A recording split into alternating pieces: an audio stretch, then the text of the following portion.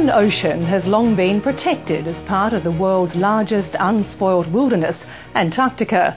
But Japan's so-called scientific whaling program has sparked passionate debate about whether the area is truly an international safe haven for marine life.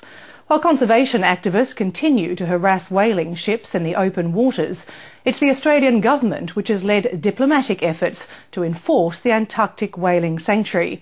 But now an expert report argues Australia should open up a new front in its anti-whaling campaign by challenging Japan through the Forum of the Antarctic Treaty System over the environmental costs of its annual slaughter.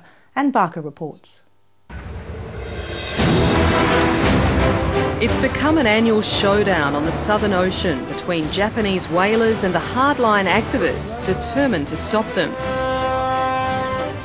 In recent years, the Sea Shepherd Conservation Group has taken matters to the extreme. This is the Kaikomaru's captain. I don't understand what it is about the word sanctuary that the Japanese don't understand, but you don't kill whales in a whale sanctuary. Last year, 2 Sea Shepherd activists boarded a Japanese harpoon boat in Antarctic waters to deliver a protest letter, sparking a 3-day diplomatic row to secure their release. Now the Australian government is being urged to take a whole new approach to stop Japanese whaling. It's time to rock Japan's boat on the whaling issue and really pull this into the Antarctic Treaty Forum as a way of challenging Japan and working towards ending their whaling in the Southern Ocean. Darren Kindley-Sides represents the International Fund for Animal Welfare, which wages a less confrontational campaign to end Japanese whaling carried out under the guise of scientific research. It believes Australia should abandon behind-the-scenes diplomatic persuasion and change tack by challenging Japan not on whaling but environmental grounds. Whaling activities pose a greater risk to the environment beyond just the risk to whale populations, risk of oil spills and pollution in the Antarctic. And these really need to be challenged within the Antarctic Forum. Antarctica is known as a unique environmental asset, and we need to keep it that way and avoid any threats to it. It's obviously something which the government will consider, but our approach on whaling continues to be an objective by diplomatic means to have the Japanese government desist from whaling in the Great Southern Oceans. An independent policy report just delivered to the federal government urges Australia to hold Japan to account over its environmental practices in the Southern Ocean. In 1991, Australia, along with a number of other countries, adopted a very stringent environmental protection regime for those waters. And so I guess the question that Australia should be asking Japan is, well, why is Japan not seeking to comply with any of those environmental regulations that apply in the Southern Ocean? The report identifies 4 specific areas of concern that could form the basis of a challenge: compliance with environmental pollution standards for vessels in the Southern Ocean, compliance with requirements on safety of life at sea, failure to give Australian and New Zealand rescue authorities details on their precise whereabouts in case of emergency, and refuelling and resupply operations at sea in the absence of an environmental impact assessment.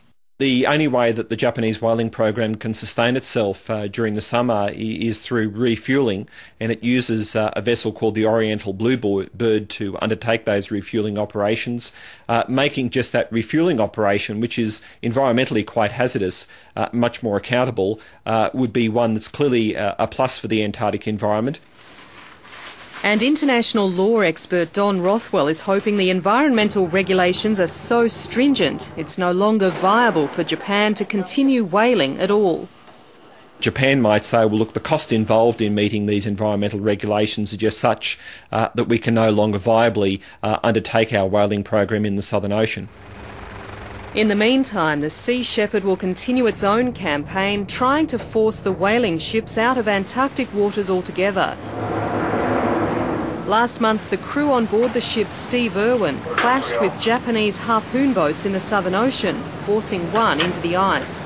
We met up with the Yushan Maru 2 in very thick ice, and we watched them disappear into the fog and the ice, and you could see the plates buckling on the hull, and they went right into it, and that's what resulted in their ice damage to their propeller.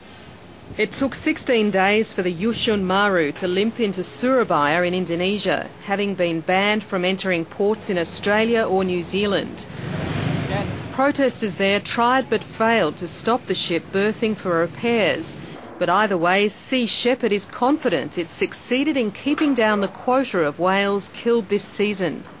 They're probably down to killing 5 to 6 whales a day as opposed to 8 to 10 when they have all 3 harpoon vessels. Last year we were able to prevent them from taking almost 500 whales, half their quota, and I'm hoping to do better this year. All depends now on a meeting of Antarctic Treaty member nations in Baltimore in April and whether the Canberra panel proposal gets any support. It remains to be seen how Australia will react. If we weren't successful in persuading Japan either through bilateral efforts or through multilateral efforts, that we continued to hold out the prospect or the possibility of legal action, either before the International Tribunal for the Law of the Sea or before the International Court itself. Providing that Australia was diplomatically strong and persistent in mounting this case, the Canberra panel's conclusions would be that Australia has a very strong argument to mount along these lines. That report from Anne Barker.